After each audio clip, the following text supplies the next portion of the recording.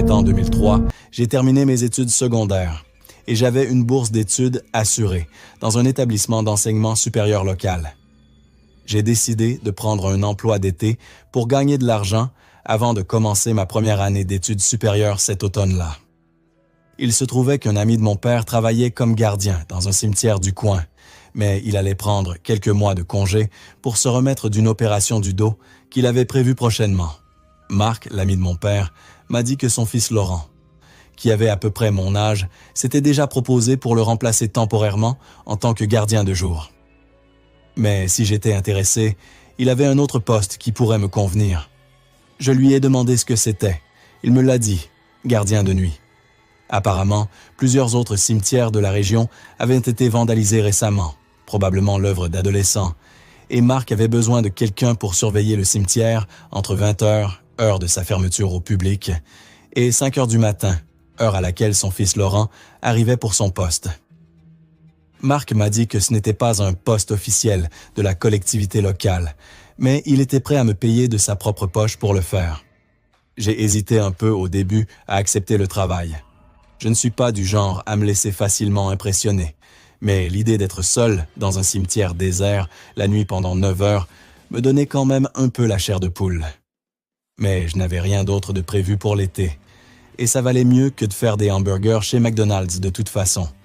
Alors j'ai haussé les épaules et dit « Bien sûr, pourquoi pas ?» Le cimetière où j'allais travailler se trouvait en périphérie de la ville où j'habitais, à la campagne, entouré de vastes terres agricoles sur 3 côtés. Le fond du cimetière se terminait au bord d'une petite zone boisée. Il était assez grand et étendu, peut-être 6 hectares, et c'était l'un des plus anciens cimetières de la région, avec des tombes datant du début des années 1800. J'y suis allé un après-midi ensoleillé et chaud du début juin pour mon premier quart, et j'ai été accueilli par Marc, qui m'attendait près de l'entrée. Il a passé l'heure suivante à me faire visiter les lieux et à m'expliquer en quoi consisteraient mes fonctions. En gros, je devais faire le tour complet du cimetière, toutes les heures, et noter toute ma activité inhabituelle, quoi que cela pût être, que je rencontrerais. Et si je trouvais des intrus, je ne devais pas les affronter, mais plutôt appeler la police. Il m'a emmené dans un petit cabanon, situé sur le côté près de l'entrée. L'endroit était rempli d'outils et d'équipements de jardinage. Il y avait un petit bureau avec une chaise et un carnet dessus pour que je puisse consigner mes rapports, et une grosse lampe de poche, le genre long qui fonctionne avec 4 piles R20. Dès que Marc eut fini de me montrer les lieux, son visage est soudainement devenu grave. Il m'a dit qu'il avait quelque chose à me montrer et a sorti un trousseau de clés de sa poche. Intrigué, je l'ai regardé déverrouiller une grande armoire métallique contre un mur et l'ouvrir. J'ai haleté. À l'intérieur se tenait un fusil à pompe de calibre 12 et une boîte de cartouches. Marc a gardé l'armoire ouverte quelques secondes pour me montrer le fusil, puis l'a refermé et verrouillé. Il m'a expliqué que le fusil n'était destiné qu'aux situations d'urgence extrême et qu'il ne voulait pas que je le touche à moins d'être certain que ma vie était en danger. Il a ajouté qu'on ne savait jamais qui pouvait se présenter dans un cimetière après la tombée de la nuit. D'habitude, c'était inoffensif, des jeunes qui s'ennuyaient et cherchaient un endroit pour boire et faire les 400 coups. Mais les cimetières avaient aussi tendance à être des lieux de rendez-vous pour toutes sortes d'individus étranges. Des satanistes, des toxicomanes, parfois même des profanateurs de tombes. Voyant mon air inquiet, il m'a fait un sourire rassurant et m'a dit qu'il était peu probable que je rencontre ce genre de personnes pendant mon travail, mais il voulait que je sache pour le fusil, juste au cas où. Puis il a retiré la clé de l'armoire du trousseau et me l'a tendue. À ce moment-là, la fin de l'après-midi avait cédé la place au début de soirée et le soleil avait commencé à se coucher. Marc m'avait à peu près tout montré et tout dit ce que j'avais besoin de savoir. Alors nous nous sommes serrés la main, puis il est parti chez lui. Je l'ai regardé monter dans sa camionnette et descendre l'allée, traverser le portail du cimetière et s'engager sur la route, disparaissant de ma vue. J'ai soudain réalisé que j'étais tout seul, dans un cimetière désert, à des kilomètres de tout, et qu'il commençait à faire nuit. J'ai frissonné malgré moi. J'ai regardé ma montre et il était presque 20 heures, le début de mon premier quart. Je me suis dit qu'il restait peut-être 1 heure de lumière du jour. J'ai fait ma première vérification des lieux du cimetière, en commençant par l'avant, la partie la plus récente, et en terminant par l'arrière, l'ancienne section. Cette partie du cimetière était particulièrement sinistre. Beaucoup de pierres tombales étaient fissurées, penchées et érodées par les éléments. Plusieurs des parcelles avaient un aspect affaissé. Marc m'avait expliqué plus tôt, lors de la visite, que cela était causé par le tassement de la terre sur les vieux cercueils à mesure qu'ils se détérioraient et s'effondraient en sous terre. Encore une fois, j'ai frissonné à cette pensée. Le fond du cimetière se terminait par un remblai qui descendait en pente douce vers un ruisseau peu profond, avec les bois commençant de l'autre côté. Au bas du remblai se trouvait un tas de vieux bouquets de fleurs et de couronnes fanées et pourries provenant des tombes. J'ai supposé que Marc devait les y jeter après qu'elles aient commencé à sécher et à se désagréger. Toute mon inspection n'a pris qu'environ 15 minutes. Alors je suis retourné au cabanon d'entretien pour tuer le temps avant la prochaine. J'ai posé mes pieds sur le bureau et sorti un livre de poche de Stephen King que j'avais apporté pour passer le temps. C'était en 2003, rappelez-vous, bien avant l'arrivée des smartphones. Une partie de moi devait voir. Apparemment, malgré moi, mes pieds ont marché jusqu'au bord de la tombe affaissée et j'ai braqué ma lampe de poche vers le bas. Le faisceau s'est centré sur un cercueil gisant de travers au fond d'une fosse. Une fosse d'au moins 15 pieds de profondeur, beaucoup plus profonde qu'une tombe, plus comme un puits de mine, avec des monticules de terre tout autour. Et tandis que je regardais, le cercueil bougeait, glissant le long du fond du puits, centimètre par centimètre, raclant la terre. J'ai déplacé le faisceau de ma lampe de poche vers l'autre extrémité du cercueil, et ce que j'ai vu est quelque chose qui hante encore mes rêves à ce jour. Il y avait un trou noir béant, l'entrée d'un tunnel sur le côté de la fosse, et une paire de bras fins et gris avec des doigts anormalement longs et de longs ongles noirs semblables à des griffes sortèrent de ce trou, agrippant le pied du cercueil, le traînant peu à peu dans le tunnel. C'est à ce moment-là que je me suis retourné et que j'ai couru vers le cabanon, haletant de terreur. J'ai cherché mon téléphone dans ma poche pour appeler la police, mais il n'était pas là. J'ai dû le laisser sur le bureau dans le cabanon. J'ai atteint le cabanon, j'ai passé la porte et j'ai figé. L'intérieur du cabanon était sans dessus-dessous. Tout avait été saccagé. Les outils étaient éparpillés sur le sol. Le bureau et la chaise avaient été renversés.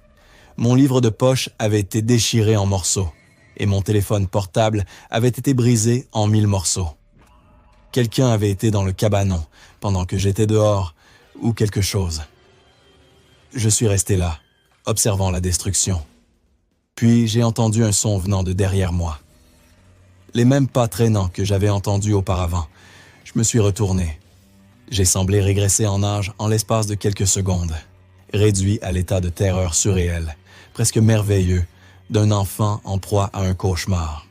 Je lisais, absorbé par l'épreuve terrifiante de la famille Torrance dans l'inquiétant hôtel Overlook, et avant que je ne m'en rende compte, 21 heures étaient arrivées.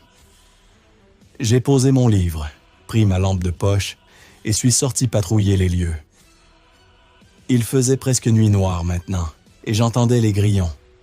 Je me suis promené dans le cimetière, commençant à nouveau par l'avant et me dirigeant vers l'arrière, dirigeant ma lampe de poche sans but précis. Je venais juste d'atteindre l'arrière du cimetière quand quelque chose s'est produit. Je me suis arrêté, écoutant, soudain alerte. J'avais entendu quelque chose. J'ai penché la tête, à l'écoute. J'entendais un très léger bruit de raclement, doux, lent et régulier. Je ne pouvais pas dire d'où il venait. J'ai braqué ma lampe de poche autour de moi, mais je n'ai rien vu d'anormal. Le son s'est arrêté aussi brusquement qu'il avait commencé. J'ai balayé l'idée, pensant que c'était probablement un animal, un raton laveur ou une martre ou quelque chose comme ça, qui grattait l'écorce d'un arbre voisin. Ayant terminé mon inspection, je suis retourné au cabanon et j'ai repris mon livre. J'ai passé la demi-heure suivante à lire et j'en étais juste à la partie où le petit Danny rencontre la vieille femme, nue et pourrie dans la baignoire, quand j'ai entendu quelque chose dehors qui m'a fait bondir sur mes pieds, renversant ma chaise sous le coup de la surprise. Des pas lents, lourds, traînants qui semblaient se déplacer juste à l'extérieur du cabanon. Mon cœur s'est mis à battre la chamade. Je suis resté là, pétrifié par une peur soudaine. C'était la nuit et le cimetière était fermé. Il ne devrait y avoir personne dehors. Je me suis rappelé ce que Marc avait dit à propos des intrus adolescents. J'ai attendu, osant à peine respirer, le pouls s'emballant, écoutant. Les pas ont semblé faire le tour du cabanon 2 ou 3 fois, puis se sont estompés progressivement au loin. Le silence est revenu. Je suis resté là plusieurs minutes, trop effrayé pour aller voir. Une silhouette se tenait devant l'embrasure de la porte, à quelques mètres seulement à l'extérieur du cabanon. Elle était dans l'ombre, juste une silhouette, mais je pouvais voir qu'elle était grande et mince, avec des bras anormalement longs et maigres qui pendaient presque jusqu'à ses pieds. Ses yeux étaient rouges. Je les voyais scintiller dans l'obscurité, comme des braises. Il me fixait droit dans les yeux. Nous sommes restés là pendant ce qui a semblé une éternité, nous observant, puis la silhouette sombre a fait un pas vers la porte. J'ai bondi, claqué la porte et tourné la clé. Un cri aigu, glapissant et anormal a retenti de l'extérieur, un son plus animal qu'humain. La créature a commencé à frapper sauvagement contre la porte du cabanon. J'ai sursauté alors que quelque chose d'autre frappait contre le mur arrière du cabanon. J'entendais des griffes qui grattèrent le bois comme si quelque chose essayait de creuser à travers le mur. Quelque chose d'autre a frappé le côté du cabanon. Il y en avait plusieurs, et ils essayaient tous d'entrer dans le cabanon en même temps. Ils essayaient d'entrer et de m'avoir. C'est à ce moment-là que je me suis souvenu du fusil à pompe. J'ai regardé l'armoire métallique, toujours debout, mais maintenant penché de travers contre un coin. J'ai fouillé frénétiquement les poches de mon jean jusqu'à ce que je trouve la clé que Marc m'avait donnée. D'une main tremblante, j'ai déverrouillé l'armoire et saisi le fusil à pompe, espérant qu'il était chargé. Je n'avais jamais touché une arme de ma vie et je n'avais aucune idée de comment en charger une, et de toute façon, il n'y avait pas assez de temps. J'ai tâtonné maladroitement avec pendant quelques secondes, jusqu'à ce que je comprenne comment retirer la sécurité. Les coups et les cris venaient de partout autour de moi. On aurait dit que le cabanon était encerclé des 4 côtés. J'ai armé le fusil à pompe comme je l'avais vu faire dans les films, puis je l'ai pointé de mes mains tremblantes vers la porte, j'ai serré les dents et j'ai appuyé sur la gâchette. L'explosion a été plus forte que je n'aurais jamais pu l'imaginer, et le recul était si puissant qu'il faillit me faire tomber à la renverse. Le lendemain matin, je trouverais un vilain hématome sur mon épaule droite, là où la crosse du fusil à pompe m'avait frappé. J'ai jeté un coup d'œil à l'armoire avec le fusil à l'intérieur. Mais je me suis souvenu que Marc m'avait dit de ne pas y toucher, à moins d'être en danger. C'était probablement juste quelques jeunes du coin, venus faire une fête alcoolisée de mineurs, ou un couple d'adolescents cherchant un endroit pour s'embrasser. Sauf que le cimetière était à 8 kilomètres de la ville, et je n'avais entendu aucune voiture s'arrêter dehors. Je suis resté là pendant la majeure partie de 5 minutes, effrayé et indécis. Finalement, je me suis dit que j'étais lâche, et qu'il fallait que je sois courageux.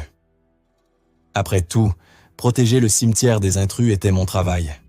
C'était probablement un vieil ivrogne inoffensif ou un vagabond cherchant un endroit où dormir pour la nuit. J'ai rassemblé mon courage, pris la lampe de poche, puis ouvert la porte du cabanon et suis sorti. Il faisait maintenant nuit noire, une obscurité totale. D'épais nuages sombres occultaient la lune et les étoiles, et la seule illumination venait de ma lampe de poche. Avec prudence, j'ai commencé à inspecter le cimetière. Il n'y avait aucun signe d'intrus, et rien ne semblait anormal. Mais je sentais d'une manière ou d'une autre que quelque chose n'allait pas. Différent. Il m'a fallu quelques minutes pour le comprendre. C'était silencieux. Trop silencieux. Un silence de mort. Les grillons avaient cessé de chanter. Un silence anormal était tombé sur le cimetière, comme une couverture. Le seul son était ma respiration. À part cela, c'était aussi silencieux aussi silencieux qu'une tombe. J'avais l'impression d'être observé. J'avais lu cette expression cliché dans 1000 mauvaises histoires d'horreur, et je ne l'avais jamais cru auparavant. Mais à ce moment-là, seul dans le noir, au milieu de la nuit, dans ce cimetière anormalement silencieux, je la croyais. Il me semblait sentir une douzaine de pères dieux prédateurs, me fixant, observant chacun de mes mouvements, si fort que c'était presque une sensation physique. J'étais mort de peur. Je me suis arrêté net, me tendant, penchant la tête. J'avais entendu quelque chose. Qu'est-ce que c'était? J'ai écouté. Faiblement, j'entendais ce même bruit de raclement doux et persistant qu'avant. J'ai regardé autour de moi, essayant de localiser sa provenance et sa source. Cela semblait venir directement devant moi et à ma droite. Je me suis avancé prudemment, suivant le son qui semblait devenir légèrement plus fort à mesure que je m'approchais. J'étais dans la partie plus récente du cimetière, la partie encore utilisée. Je me suis arrêté devant une nouvelle tombe où le son semblait être le plus fort. J'ai braqué ma lampe de poche sur la pierre tombale en marbre. Elle appartenait à une femme âgée, décédée seulement quelques semaines auparavant. Le monticule de terre devant la pierre tombale était encore brun et dénué d'herbe suite à son récent enterrement. J'ai écouté et réalisé que le son venait d'en dessous de la terre, d'en dessous de la tombe. J'ai senti un frisson aussi froid que de l'eau glacée monter du creux de mon estomac jusqu'à mon cœur. J'ai essayé de me convaincre que c'était probablement juste une taupe ou un autre animal souterrain creusant la terre. Puis quelque chose s'est produit. J'ai senti un tremblement et entendu le grondement de la terre qui s'effondrait. Un tremblement de terre, ai-je pensé pendant une fraction de seconde, mais cela ne semblait venir que de la tombe fraîche devant moi, nulle part ailleurs. Puis le rectangle de terre nu et bombé s'est effondré vers l'intérieur, presque au ralenti, ressemblant au toit d'une cabine d'ascenseur descendant dans sa cage. Cela s'est produit en pas plus de 5 secondes. Je suis resté là, figé sous le choc, devant un trou noir béant qui, quelques secondes auparavant, était une tombe pleine. Il a fallu quelques instants à mon cerveau pour traiter ce dont je venais d'être témoin. Mon esprit paniquait, me criant de courir, mais mon corps n'écoutait pas. Aussi effrayé que je l'étais, une partie de moi était aussi curieuse. Un trou irrégulier de la taille d'un poing est apparu dans la porte. Pendant une fraction de seconde, après avoir tiré avec le fusil à pompe, j'ai cru détecter un cri aigu de douleur à l'extérieur de la porte du cabanon. Puis, je n'ai rien entendu d'autre qu'un sifflement dans mes oreilles. Pendant quelques secondes, j'ai craint d'être devenu sourd à cause de la détonation. Puis mon ouïe est revenu lentement. Je le savais, parce que j'entendais ma propre respiration haletante. Sinon, c'était le silence. Les cris et les coups avaient cessé. J'ai écouté attentivement, le cœur battant, mais je n'ai rien entendu. Puis, prudemment, toujours agrippé au fusil à pompe, je me suis glissé vers la porte abîmée du cabanon. Je l'ai déverrouillée et l'ai ouverte en grand, le fusil à pompe en joue. Il n'y avait rien d'autre que l'obscurité. J'ai fui le cabanon. Courant à toute vitesse vers ma voiture, j'ai sauté dedans, verrouillé les portes, démarré le moteur et je suis parti en écrasant la pédale d'accélérateur. J'ai dévalé l'allée à toute vitesse, mes pneus crissant et projetant du gravier. J'ai filé à travers le portail, puis j'ai tourné sur la route principale vers la ville. Mais juste avant de passer le portail, j'ai vu, ou cru voir, une dernière chose dans mon rétroviseur. Plusieurs paires d'yeux rouges, luisant dans l'obscurité derrière ma voiture. Mon téléphone était détruit, alors je me suis rendu au commissariat de police en arrivant en ville, et je leur ai dit que j'avais été attaqué par des profanateurs de tombes. J'étais effrayé et profondément secoué, mais j'avais encore assez de bon sens pour savoir qu'ils ne me croiraient pas si je leur disais ce que j'avais réellement rencontré dans le cimetière. Après ma déposition, ils ont appelé mes parents, qui sont venus me chercher, car j'étais encore pas mal bouleversé. Ma mère m'a ramené à la maison, dans leur voiture, pendant que mon père nous suivait dans la mienne. Je suis monté directement dans ma chambre après notre retour et je me suis effondré sur le lit. Mais il a fallu plusieurs heures avant que je ne réussisse à m'endormir. La police provinciale est passée le lendemain pour me poser quelques questions et je leur ai raconté la même histoire que celle que j'avais dite au commissaire et à son adjoint. J'avais fait mon inspection horaire des lieux et surpris quelques profanateurs de tombes qui m'avaient poursuivi jusqu'au cabanon et avaient tenté d'y pénétrer avant que je ne les fasse fuir avec le fusil à pompe que Marc m'avait montré. Je n'avais pas bien vu leur visage et je ne pouvais même pas dire exactement combien ils étaient. La police ne semblait pas très satisfaite de mes réponses et avait l'air suspicieuse. Je pense qu'ils sentaient que je cachais quelque chose, mais ils n'ont pas insisté et sont partis peu après. Quelques jours plus tard, Marc est passé à la maison pour voir comment j'allais. Je lui ai dit que j'allais bien, mais qu'après mon expérience, je ne reviendrais probablement pas travailler. Il a semblé comprendre et était désolé de ce qui s'était passé. Il m'a payé 60 € en espèces pour mon seul quart désastreux en tant que gardien de cimetière. J'ai remarqué que quelque chose d'autre semblait le tracasser. Il avait un froncement de sourcils inquiet et semblait troublé, voire un peu effrayé.